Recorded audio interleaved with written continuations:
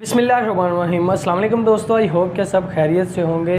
तो इटली के सीजनल वीज़े की न्यू अपडेट आ चुकी है। जो भाई इटली का सीजनल वीज़ा हासिल करना चाहते हैं, मैं आपको ये बात बताता चलता हूँ कि 18 से लेकर 2020 तक 2 साल पाकिस्तान बैन रहा सीजनल वीज़े के लिए। ये अब दोबारा तकरीबन 2020 और 21 के जब दरमियान में ये पाकिस्तान को अनबैन किया गया था सीजनल वीज़े के लिए। 2021 में बहुत सारे दोस्तों ने इनके लिए अप्लाई किया था सीजनल वीज़े के लिए। मेरे ख्याल से अभी तक उनका रिस्पॉन्स नहीं आया। वो इस वजह से नहीं आया क्योंकि यूरोप की बाहर कंट्री इटली थी जो बहुत ज़्यादा मुतासर हुई थी कोरोना थे। इस वजह से मेरे ख्याल से रिस्पॉन्स नहीं आ चुका। इंडिया को बैन किया ही नहीं था उन्होंने, पाकिस्तान बैन हुआ था और बांग्लादेश हुआ था। पाकिस्तान को तो अनबैन कर दिया है। उम्मीद है कि आने वाले दिनों में बांग्लादेश को भी अनबैन किया जाएगा। उसके बाद है ये न्यूज़। तो ये वो वेबसाइट है जहाँ पे रोम की एम्बेसी है, जो पाकिस्तान की एम्बेसी है रोम में, उन्होंने जो इंटरव्यू दिया है वो ये टोटली लिखा हुआ है। इस्लामाबाद से इसे पोस्ट किया गया है। तो इसे हम ट्रांसलेट कर लेते हैं उर्दू में ताकि आपको समझने और मुझे समझाने में आसानी हो। तो ये इसे हम टोटली कॉपी कर लेते हैं।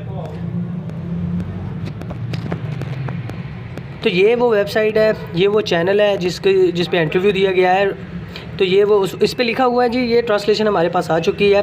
इस पे लिखा हुआ है वर्क वीज़ों के अपने सालाना शेड्यूल के ताज़ा तरीन ऐलान में इटली हुकूमत ने पाकिस्तानी शहरियों को साल के लिए मौसमी और गैर मौसमी वर्क वीज़े हासिल करने की इजाज़त दे दी है।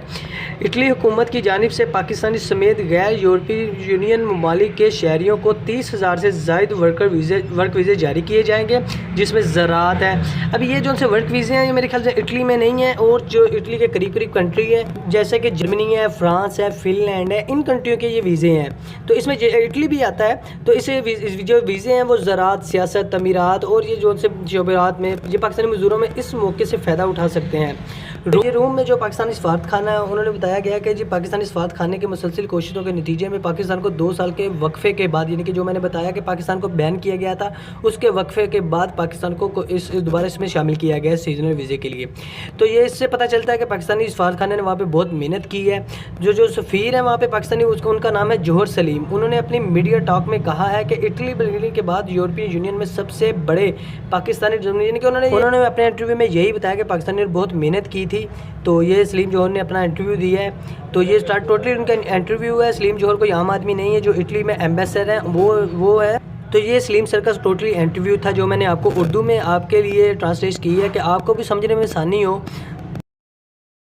इंटरव्यू में अभी तो उन्होंने तारीख तो नहीं बताई कि किस तारीख को आपने अप्लाई करना है।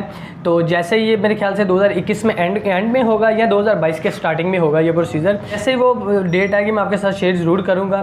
फ़िलहाल उन्होंने डेट नहीं बताई। जॉब्स, ये 30,000 जॉब्स सिर्फ इटली में नहीं है, जो यूरोपियन कंट्री है ना, शेंगन कंट्री की ये जॉब्स हैं। आने वाले महीनों में ये जॉब्स पाकिस्तानियों को मिलेगी। मेरा वीडियो बनाने का मकसद यही है कि जो लोग पे नहीं कर सकते और उन तक ये वीडियो बनाकर ऑनलाइन जॉब्स उन्हें देना, और जो शेंगन में दाखिल होना चाहते हैं उन्हें आसान रास्ते देना।